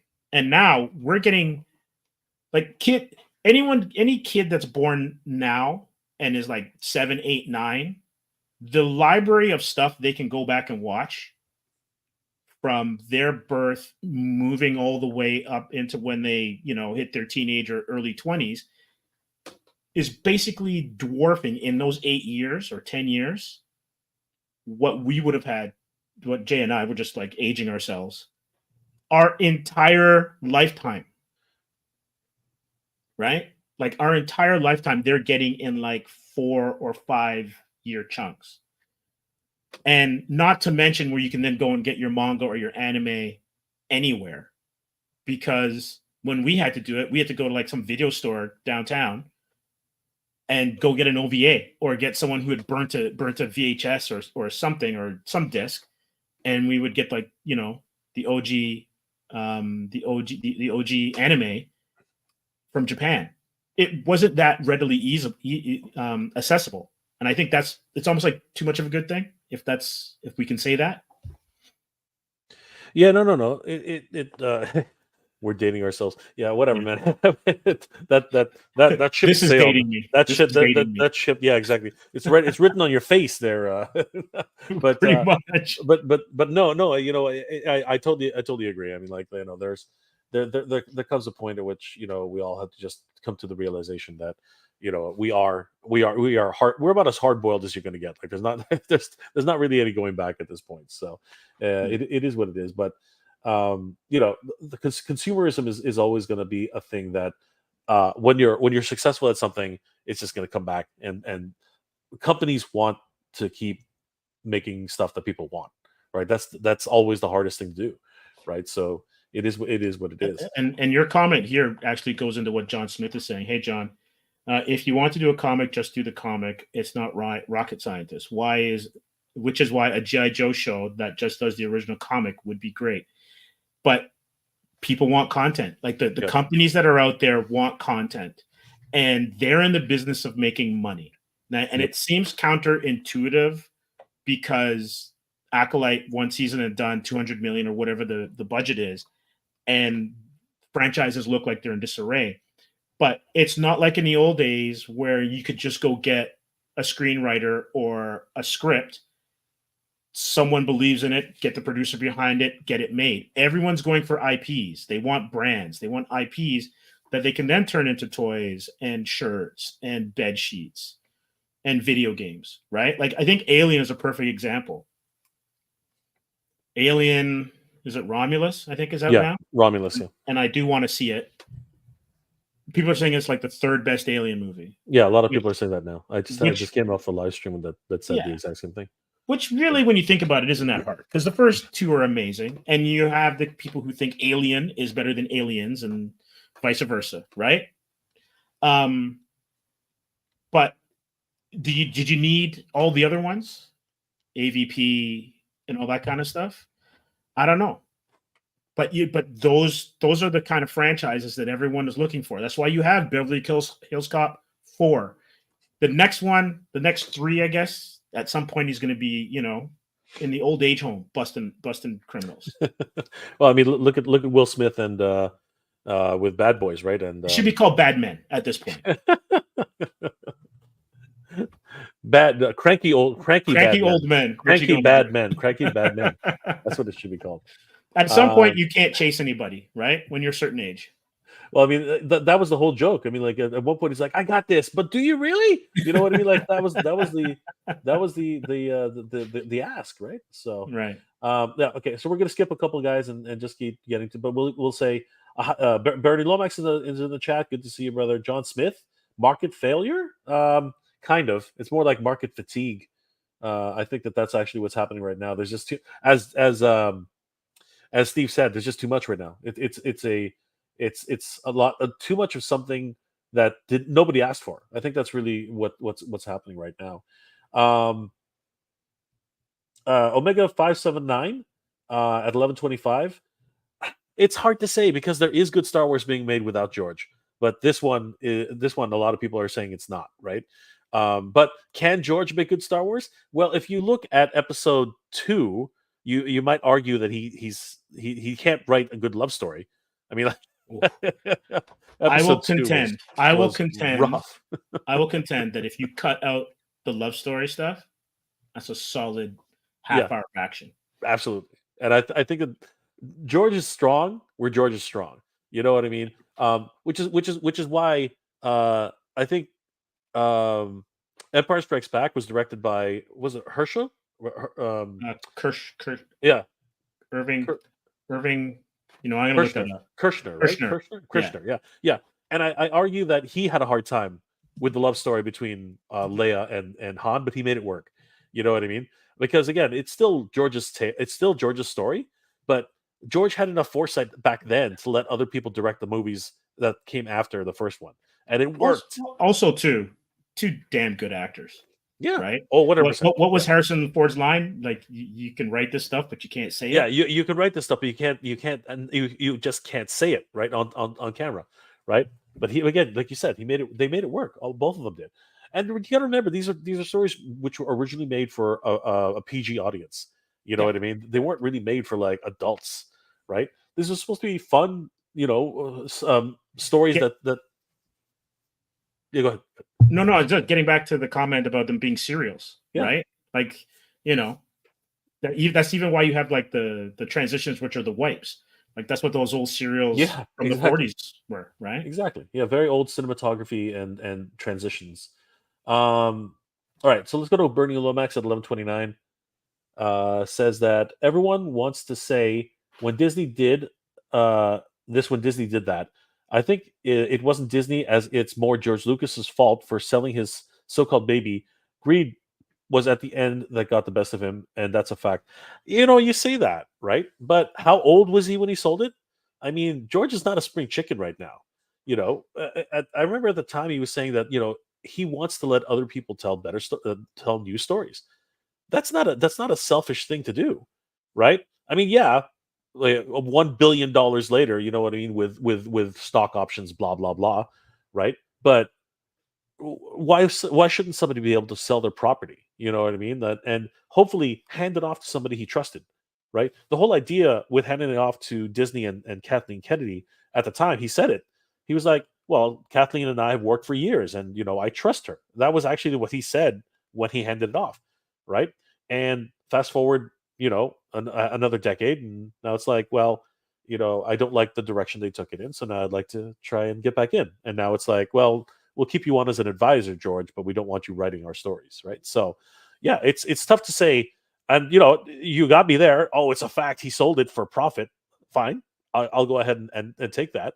But at the end of the day, he wants to get back in. He wants to make more stories. So there's always okay. You're following that up at the end there. You don't sell your children. This is the fact. You can't explain that. Well, that's not. You know what? Hold on for a second. And you know what? I'm not going to say. I'm not going to say that. Of course, you don't sell your children. Like what? Fine. But you know what? If your children become more successful than you, isn't that the dream of every parent? You know what I mean? Isn't the dream of every parent to have a doctor in the family? Isn't the dream of every parent to have a basketball star in the family? Isn't the dream of every parent to have someone to succeed them, to be better than they are, and be able to walk their own path? Isn't that isn't that what maybe George was thinking? That my child is going to grow and other people are going to take care of this child. I don't know. I also think too that we kind of lose sight of it because we come into these things as kids and then we grow with them. But George Lucas didn't get into film to not get paid. He wanted a bag, right? Like, yeah, you want to make movies and you want to be an artist and you want to be able to kind of marry the two, but he wasn't going to make movies if he couldn't eat, right? And he came up with a group of directors, De Palma, Spielberg, Scorsese, that they were making movies that were making money and critically acclaimed, right?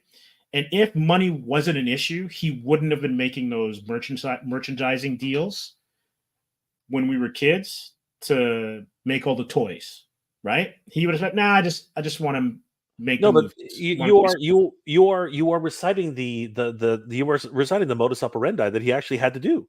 Yeah. He needed, again, Steve, you know the story. Absolutely. He had to make those deals because he wanted to make the movie he wanted to make, right? Absolutely. Who would have thought? Even he didn't think that would become a multi-billion-dollar industry for toys. Nah, no, that's hindsight. That's hindsight. Yeah. But you need, like, filmmaking is so expensive and it's so many moving parts. And the thing that he was making wasn't a run-of-the-mill film, right? It's not like simple set, simple lighting, like state-of-the-art, cutting-edge, never-before-seen special effects in locations around the world. They pioneered that, right? They pioneered a lot of it, right? Yeah, Industrial Light and Magic, right? Which was always joined at the hip with George Lucas. If it wasn't for their ingenuity, their ideals, right? We wouldn't see that. Like the biggest thing we'd seen prior to that was probably 2001: A Space Odyssey, right?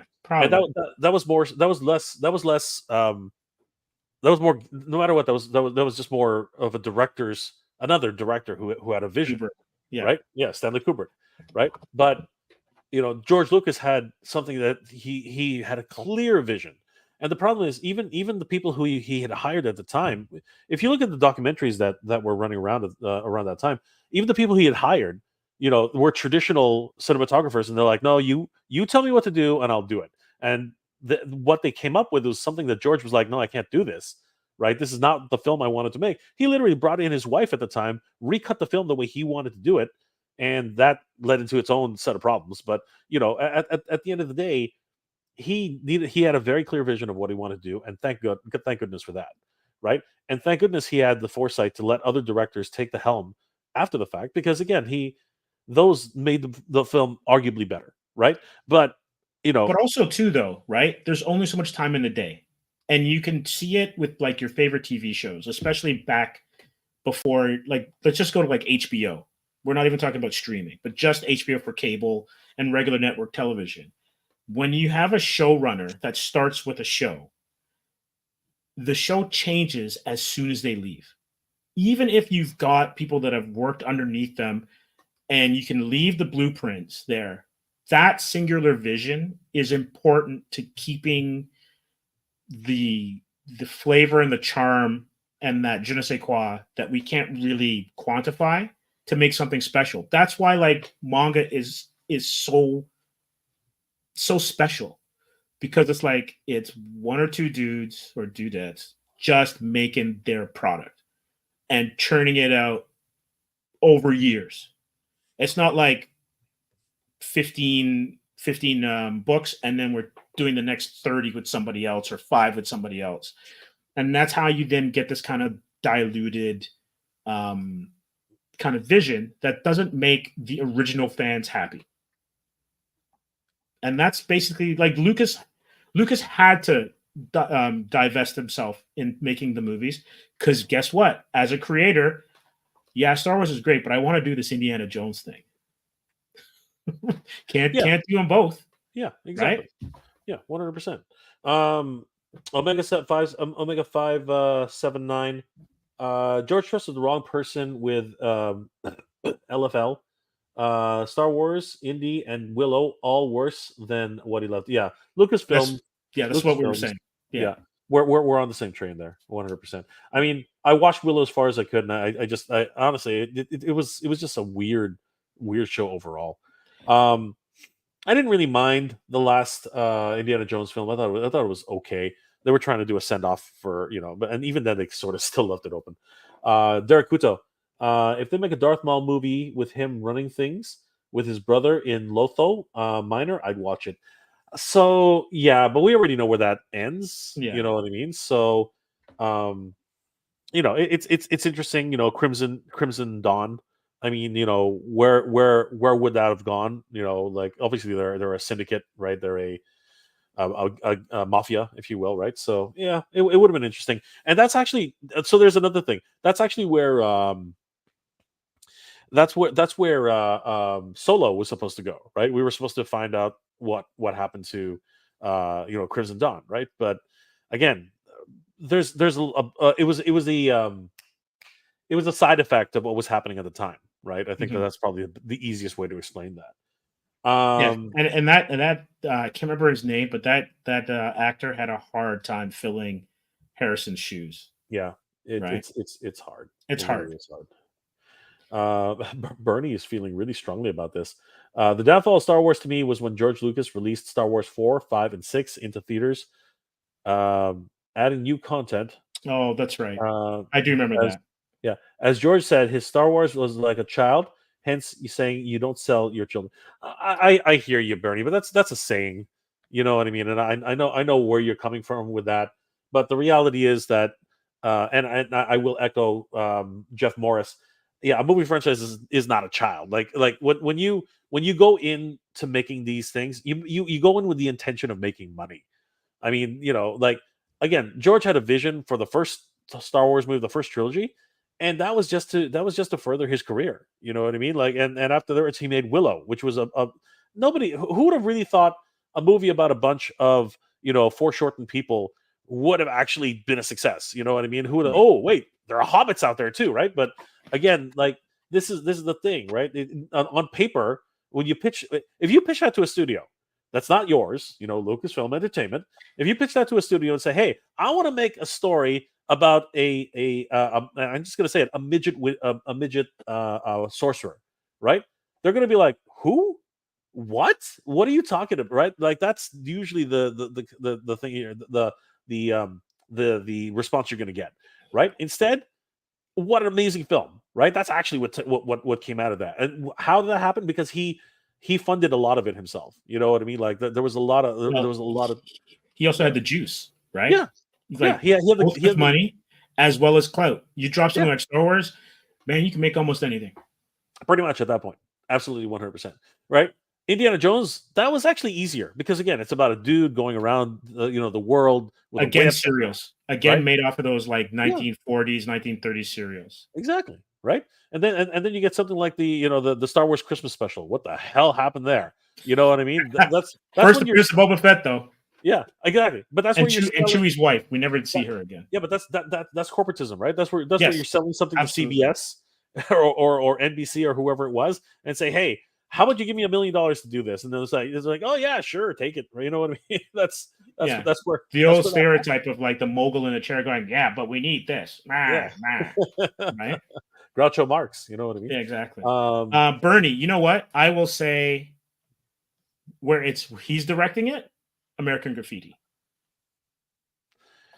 Oh wow, yeah, that's actually a really good. Yeah, exactly. Yeah, that's American Graffiti. Yeah. But the best movie he's been associated with, for me, it's Empire. That was and that was wasn't that the film that made, or not made, but wasn't that the film that introduced Harrison Ford to the world? One of them, yeah. Yeah, I think it was. and No, then- I think it was American Graffiti. Yeah. That's where he first met George. I They think hit he it was off. And, Cindy Williams, who ended up playing Shirley in Laverne and Shirley. Again, there you dating. go. Yeah. Yeah, Bernie, it was American Graffiti was a George Lucas film. Yes, yeah, 100%. Ryan Ventek, they should introduce Bernie Lomax as the new emperor. now, calm down, kids, calm down. Hold all right, on so one last one before we change topics. Alien is a good horror sci-fi movie. Aliens is a good action sci-fi movie. Yeah, that's great. That's great. And you know what? The MCU kind of took that kind of line where some of their movies are spy films, kind of like Winter Soldier, and then other movies are horror. I guess you can say Hulk is in the horror genre, or at least they could play it that way. So you can take the genres and then wrap your characters that fit in them into a good project, and then it works, right? I guess you could label Doctor Strange in the Multiverse of Madness as a horror. Well, yes, Multiverse of Madness. Yes, considering Sam Raimi's the director, then why not? Well, that was the whole point, right? That actually was. There were some really good jump scares in that one too, actually. Yeah. Sure. All right, so we'll take one last comment from Color. Yeah. I love Willow movie. I was excited with the series, then disappointed when I watched it. Yeah. Yeah, I think that happens a lot. I know it happens with me, not to get off of comic books, but every time I'm a Dallas Cowboy fan, so I'm always excited for the season, except for this one. And then Jerry Jones finds a way to disappoint me. So I totally get you, Cooler, because you love something, you want it to do well, you liked it in the past, and then you see the current iteration of it, and it's pure Kleenex. What can you do? You just cry. But speaking of movies and what's upcoming, there is a rumor going around there that Sydney Sweeney is being considered for the Black Cat in the next Spider-Man movie. The next Spider-Man movie, interesting. Now, that's fine. I'm very excited about the choice. I mean, Sydney Sweeney is a great actress, but now I'm wondering who's going to be Spider-Man. I mean, like, that's really, I think, on the top of everyone's mind. Like, what's actually going to happen here? Is it an MCU or is it a? I'm assuming, considering her age, that it's going to be Holland. It's going to be Peter Holland. Listen to me; he's so embodied the country. Tom Holland, the character Tom Holland, Spider-Man will be, will be the lead in that one. My question is the dynamic between Zendaya's MJ, Tom Holland, and Sydney Sweeney. I think that'd be kind of interesting on screen. Yeah, and then they still have to tell. Yeah, no, 100%, right? Because the Black Cat has always been, one foot in, 1 foot out, right? So that'll. And actually, by that notion, this actually would be a good time to tell that story, because this is where, MJ was MJ and Peter were on the rocks, right here, and they don't even know who Peter Parker is anymore. There's the key, right? They have actually no idea who Peter Parker is. So yeah, it would definitely be 100% a more interesting tale to tell. And then all of a sudden, MJ figures it out, and boom, they're buddy heads or whatever, right? Or she falls in love with Peter all over again. Now she's fighting for his affections, right? That would be, you know what though? I think maybe Disney and Marvel should call you. That's actually a pretty good thing, where Black Cat's the thing that kickstarts, that absolutely kickstarts her memory of Peter. That would be neat. Yeah, for sure. Absolutely. Right? And then she's like fighting to get him back, right? So that would be a very interesting little part of that. That would be neat. Ryan, you got me dying of laughter here. That's awesome. Yeah, he can do no wrong. He can do no wrong. Oh my gosh, he can do no wrong. No, he can't. Although I did also see that he said he's going to be Victor Von Doom, so he's going to be the OG Doctor Doom, and I'm I'm now even more skeptical of the casting. Yeah, it's interesting, especially because of that notion, right? Yeah. Sometimes they have a vision for this. We'll see. We'll see if it works, right? Who's directing this film anyway? I don't know, actually. I'm not quite sure, because I think that Sony and I know that they extended the contract where they're able to make movies and use them, but Sony's going absolutely nuts doing all of Spider-Man's villains as films. And Craven, they just dropped a trailer for Craven with Aaron Taylor Johnson, I think his name is. I may have gotten his name wrong, but he's in the running to play James Bond, and was in Bullet Train, and he was Quicksilver in one of the Avengers movies. I think that's the other thing. He was already Quicksilver, right? So yeah, it's interesting how that's going about. But basically, all of Spider-Man's villains, Spider-Man probably has the second most, and some people can argue, but probably the second most popular rogues gallery, and they're all in movies without him because of the whole Sony Marvel.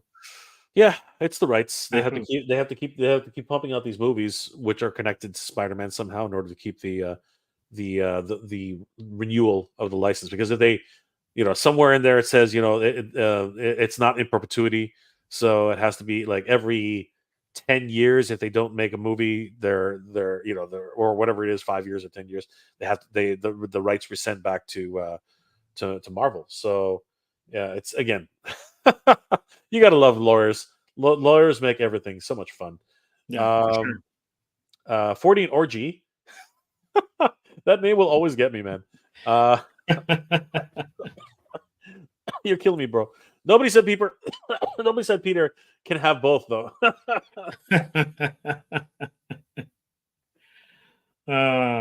Do we have to fight? Seriously? Do we have to fight? Is that the thing? And then what? No Spider-Man versus Venom? Well, we'll see. Yeah, they've written him very much like an anti-hero.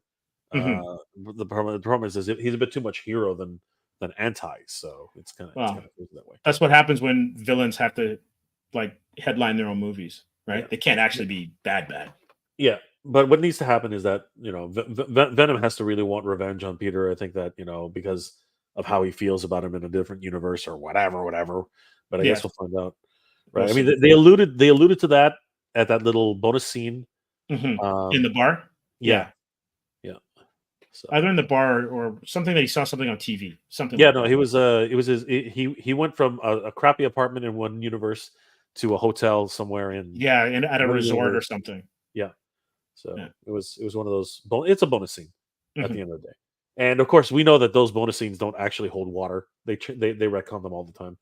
Yeah. So you want to see Aaron? Aaron Hardy says, "I think the Predator that do that." To protect their technology. You know what? I think that is related to Bernie's comment earlier. Alien is so much better to me than Predator, which is a poor loser. Think about it, an alien hunting with thermal vision and plasma weapons and destroys all, including when it loses. Poor sport.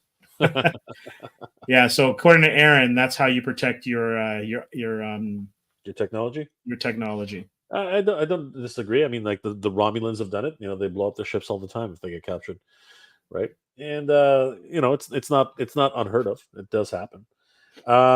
Here's Willie saying, Wolverine. Wolverine, what's going on, bro? How you doing? Welcome to the stream. Always good to see you. Omega Prime Primus, just above that.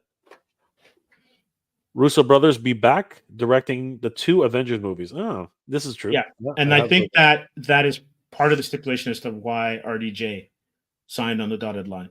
Yeah, to get those two back. He trusts those two, and that's what's really important. Yeah, yeah, for sure. And of course, a bag full of cash. So that always pushes you over the edge for sure. But I've always said it. Money fixes everything, man. Yeah. I mean, that's how that Spider-Man movie got made. All 3 Spider-Men in the same room. That's crazy. Spider-Man's worst villain is Jackal. Did you know that? Jackal drove Peter so nuts he was locked up in a nut hut. That's true. That's based on the Clone Saga back in different Clone Saga for you Star Wars fans.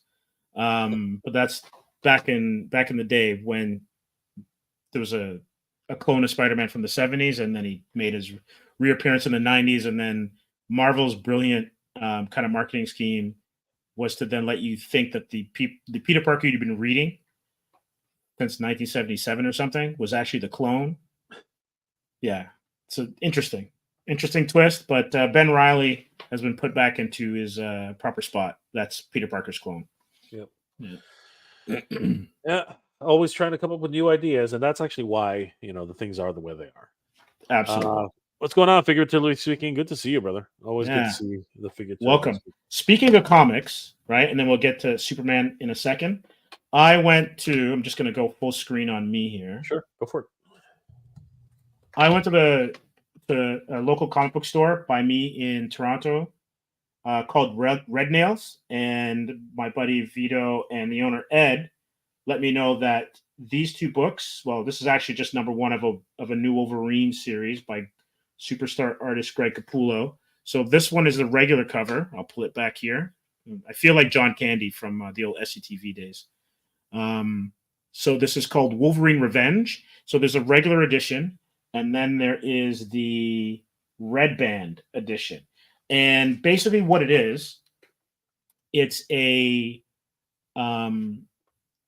it's almost like a reimagining, not quite an Elseworld. I guess it's kind of like an Elseworlds, that what DC was doing. And it pits Wolverine in a different time and a different reality. And he goes on a mission with Nick Fury, Captain America, and the Winter Soldier. And it just kind of lets Greg Capullo, who drew Spawn back in the day, recently did a banger of a Hulk cover and was a Batman artist in where he did the Court of Owls storyline. He's back at Marvel now, and you could tell he's having a lot of fun. And the Red Band book basically gives you extra pages with more gore. And when I say more gore, it's like over the top gore and lots of detail.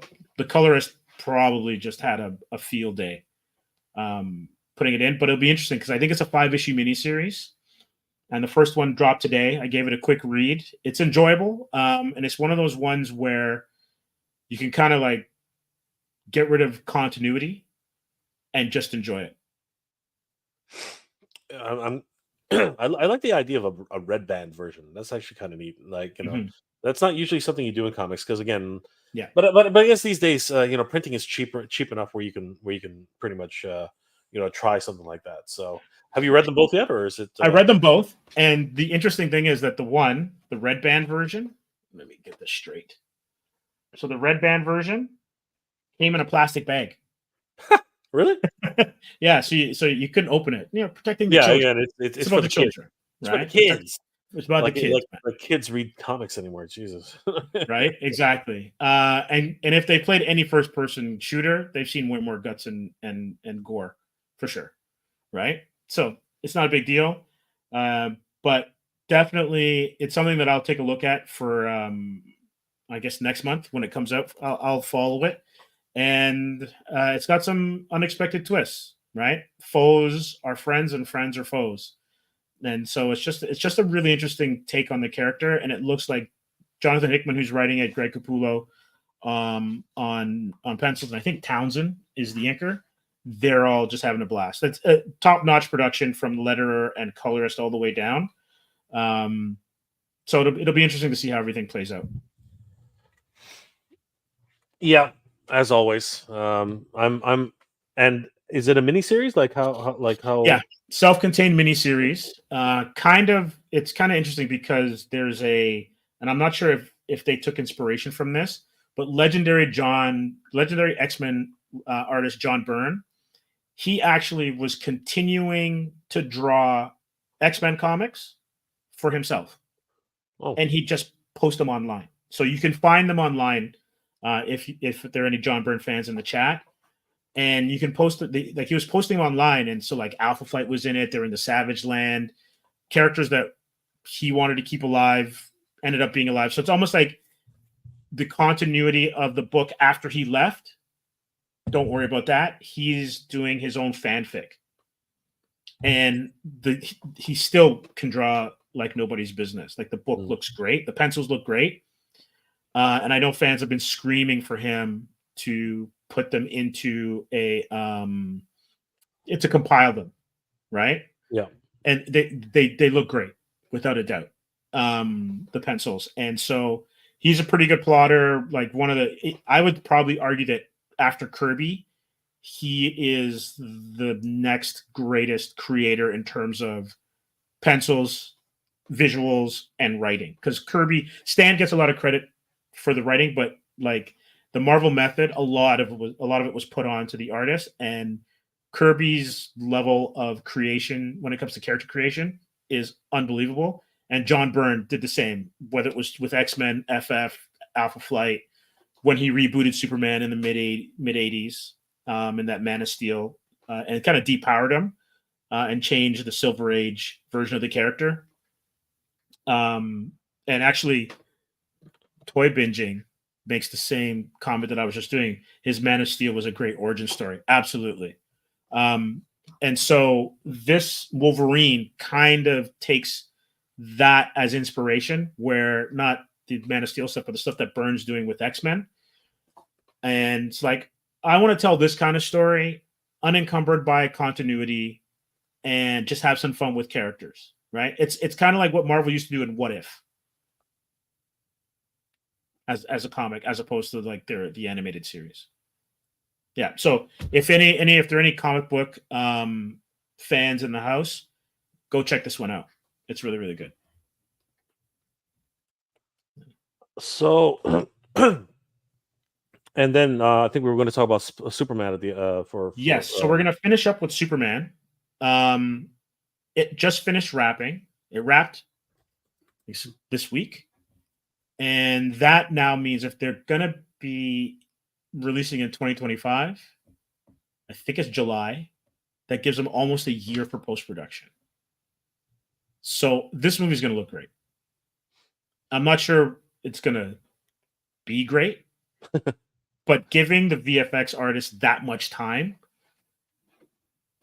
there shouldn't be any of that rushed stuff that we saw with the MCU. Yeah, you say that, but fingers crossed. Yeah, you say that, and that's wishful. That's always the wish. That's always the dream, right?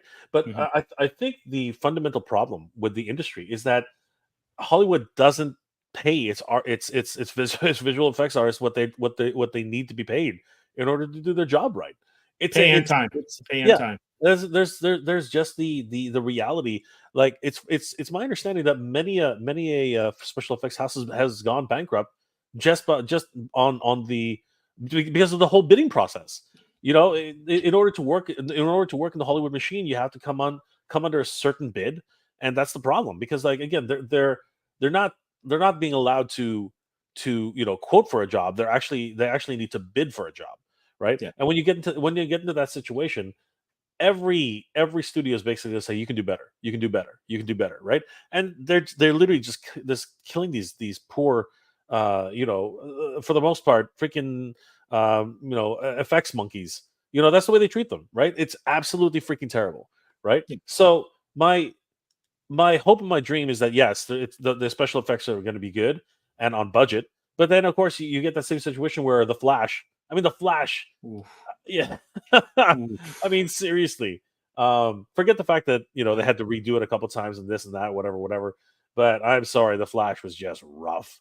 Thankfully, the material was enough that you could sort of just accept it as what it is, move on. But again, time travel, right? All this kind of stuff. But the crux of the whole narrative is that this is supposed to be an immersion, and that immersion is lost. You know what I mean? So yeah, it remains to be seen. Like obviously pre-production photos are always going to look terrible.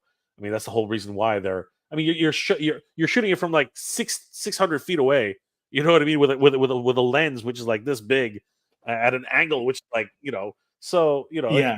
it's flattering at all, right?